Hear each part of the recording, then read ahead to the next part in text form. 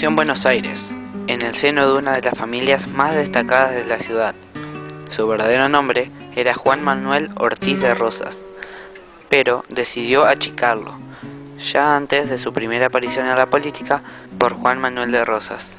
Era un hombre práctico, de espíritu conservador y con todas las características de un caudillo. La primera interrupción en sus actividades de estanciero fue debida a las invasiones inglesas. El 12 de agosto de 1806 estuvo entre los voluntarios que formaron el ejército que reconquistó Buenos Aires. Luego de la rendición, Liniers lo devolvió a sus padres portador de honrosa carta testimonial. Amasó una gran fortuna como ganadero y exportador de carne de vacuno en la época del virreinato del Río de la Plata.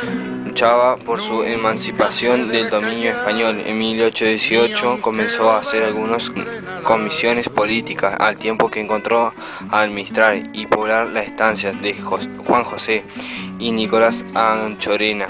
Más tarde compraría con terreno al quien lo compraría durante sus dos futuros mandatos, la estancia San Martín y del Rey, entre otras.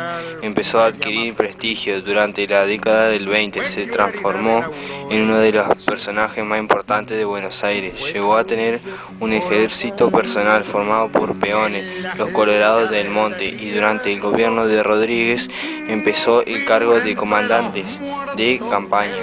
De 1829 a 1832 y de 1835 a 1852 gobernó Buenos Aires. Conocido como el Gran Dictador, fue sin dudas un poderoso estanciero y un caudillo político que representó los intereses porteños.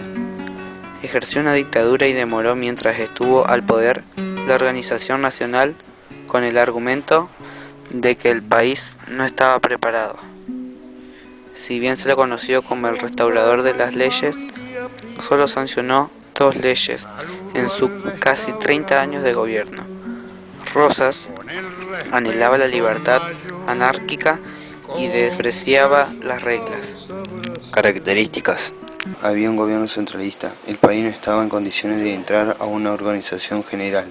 El 18 de septiembre de 1835 estableció la ley de aduana, la cual se protegían los productos de industria de las provincias, impidiendo la penetración de productos extranjeros. El país tuvo cierta alianza con Uruguay y luchó con guerras contra Brasil. Tuvo un enfrentamiento con Urquiza, en la cual perdió.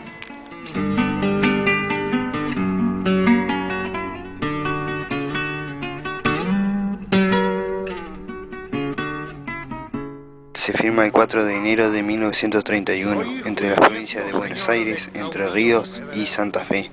Establecía una alianza ofensiva y defensiva entre provincias federales. El sistema de gobierno reafirmaba la republicana, representativa y federal. La importancia funcionaba como constitución hasta la sanción de la Constitución Nacional en 1853.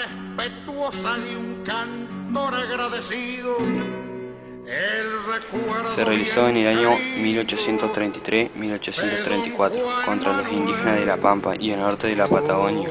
El propósito de la misma era someter a la obediencia a los indígenas del desierto y aniquilar al cacique Chocorí. Se firmaron acuerdos con algunas tribus y los rebeldes fueron llevados a fusilamiento.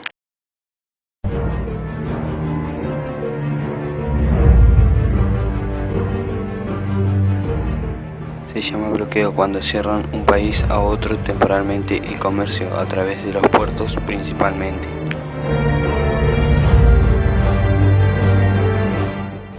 El bloqueo francés al Río de la Plata tuvo lugar entre el 28 de marzo de 1838 y el 29 de octubre de 1840. Durante el mismo, la escuadra francesa cerró efectivamente al comercio, la ciudad de Buenos Aires y a los puertos fluviales de la Confederación Argentina.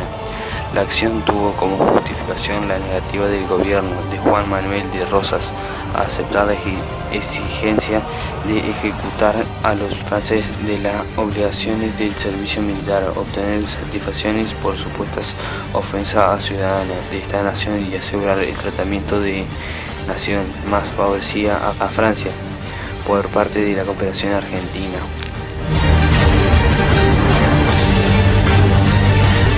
El bloqueo anglo-francés al Río de la Plata tuvo lugar entre el 18 de septiembre de 1845 y el 31 de agosto de 1850.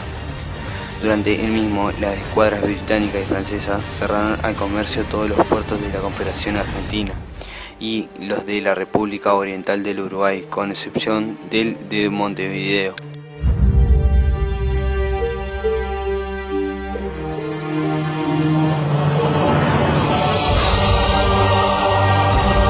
La Ley de Aduana de 1835 estableció un sistema proteccionista para la economía de la Confederación Argentina.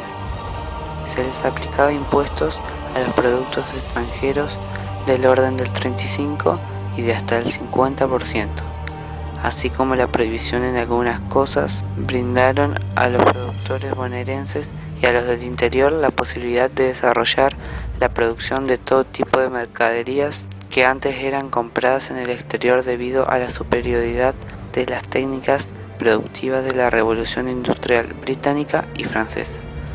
La ley produjo la reactivación económica de todo el país, abriendo un periodo de esplendor que sería luego aplastado por los liberales que tomaron Buenos Aires en 1852, pagados y equipados por las potencias extranjeras, perjudicadas por el desarrollo industrial argentino.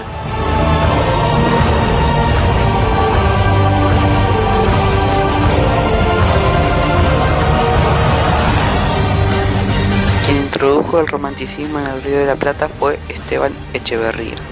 Básicamente podemos decir que fue un movimiento de reacción contra la rigidez y el autoritarismo de muchas monárquicas europeas. Surgió en Alemania, pero luego se extendió hacia otros países. Influyó en la política, en el idioma, en la literatura, en el arte y en las costumbres. Integraron Esteban Echeverría, Juan Bautista Alberdi, Juan María Gutiérrez y Domingo Sarmiento.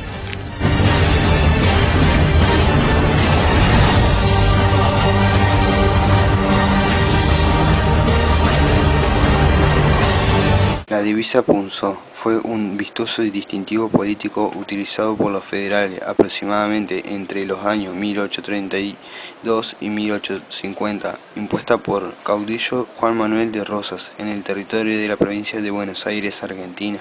Consistía en una franja de color rojo. La divisa punzó era obligatoria hasta en los vestimientos en los campos educativos y en el eclesiástico.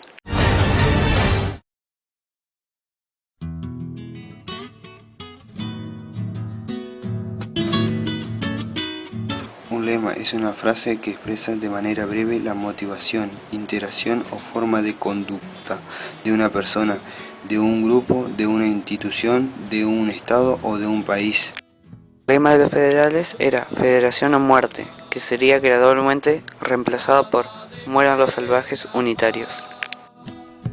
Y cuando cante esta zamba, la federal la vez seguirá.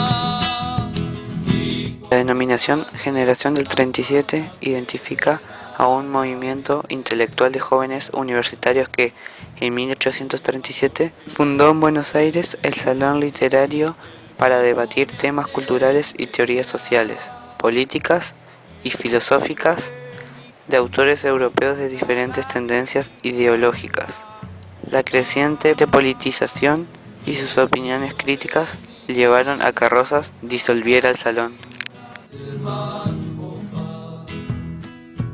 En el carmín de mi gorro, rojo como el corazón.